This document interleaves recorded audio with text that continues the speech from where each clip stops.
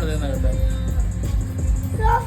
ನಂಗೆ ಹಿಂಗೆ ಬೇಕು, ನಂಗೆ ಹಿಂಗೆ ಇಷ್ಟ, ಹಿಂಗೆ ಇಷ್ಟ, ಹಿಂಗೆ ಇಷ್ಟ, ಹಿಂಗೆ ಇಷ್ಟ. ಅಲ್ಲೂ ಕಟ್ ಮಾಡ್ತಾರೆ, ನೀಟಾಗಿ ಕಟ್ ಮಾಡ್ತಾರೆ. ಸರಿನಾ? ನಾನು ಬಿಟ್ಬಿಟ್ಟು ಬಂದ್ಬಿಡಲ್ಲ ನೀನು ಒಬ್ಬನ್ನೇ?